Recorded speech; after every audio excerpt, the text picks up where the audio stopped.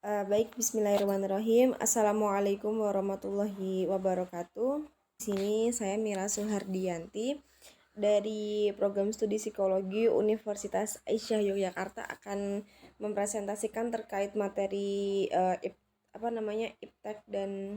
ipteks dan perkembangan Islam, yaitu sains dan kebangkitan Islam. Nah, di sini dijelaskan bahwasanya kebangkitan Islam itu dimaknai sebagai nilai-nilai Islam. Kebangkitan Islam dimaknai bahwa nilai-nilai Islam itu sejalan dengan modernitas, demokrasi, masyarakat sipil, ekonomi, globalisasi, dan kelas menengah. Nah, itu juga sejalan dengan adanya pemahaman ataupun stereotip bahwasanya eh, Islam itu sendiri juga berkemajuan gitu, juga bergerak maju, tidak hanya kolot seperti yang orang biasanya mereka ketahui seperti itu. Nah, di antara pertumbuhan segmen kehidupan muslim di Indonesia ada satu hal yang terlewatkan, yaitu literasi sains. Begitu. Nah, jika kita melihat data statistik, mayoritas umat muslim di Indonesia itu yaitu 88% dari total jumlah penduduk Indonesia itu adalah mengalami rendahnya literasi sains. Nah, itu juga menjangkit sebagian besar masyarakat muslim begitu. Dan itu menjadi hal yang merupakan kontradiktif sendiri ya terhadap perkembangan Islam sendiri, bahwasanya dulu Islam itu pernah jaya, utamanya juga terkait dengan pendidikan, sains dan teknologinya gitu. Tapi ternyata di Indonesia sendiri yang mayoritas masyarakat muslimnya itu adalah yang mayoritas memiliki masyarakat muslim terbesar begitu, namun daya literasinya itu rendah begitu. Nah, itu kenapa? Adalah pada abad ke-11 Imam Al-Ghazali mengintroduksi ataupun mendikotomi antara ilmu agama, ilmu din dan ilmu keduniaan. Seperti itu. Nah, sama halnya dengan sistem pendidikan yang ada di Indonesia pada zaman dahulu, yaitu sains dianggap sebagai produk kolonial yang juga dianggap sebagai kafir ataupun anti-Islam. Nah, sehingga rata-rata masyarakat zaman dahulu, utamanya para pesisir, itu lebih memilih untuk belajar agama Islam saja begitu.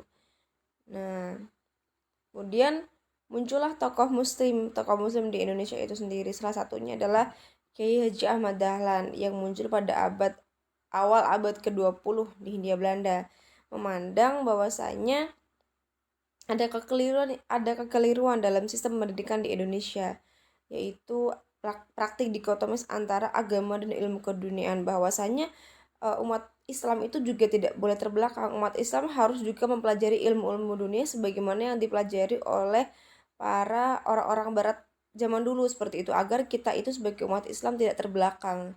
Maka dari itu kita perlu juga untuk menyeimbangkan antara ilmu dunia dengan ilmu akhirat.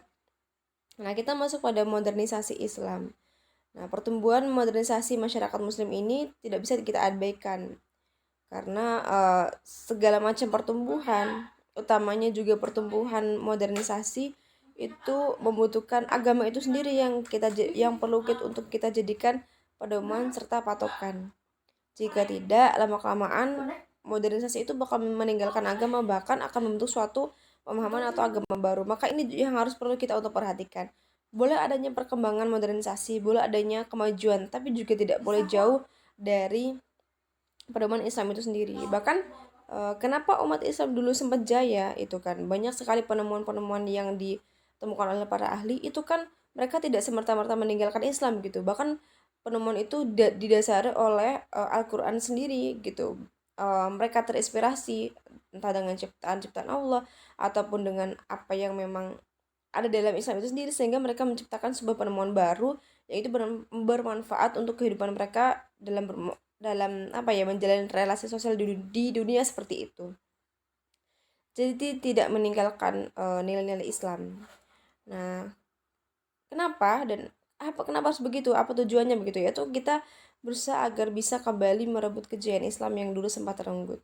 Nah, kesadaran bahwa pentingnya umat Islam menguasai sains dan teknologi untuk bisa uh, memenangkan kembali, bukan menangkan kembali sih, agar bisa memperjuangkan kembali lah setidaknya kejayaan Islam perjuangan Islam yang dulu sempat digaungkan dan diperjuangkan oleh para ilmuwan Islam kita terdahulu, oleh para sejarawan yang terdahulu, agar Islam ini senantiasa jaya dalam sepanjang abad dan di abad manapun itu.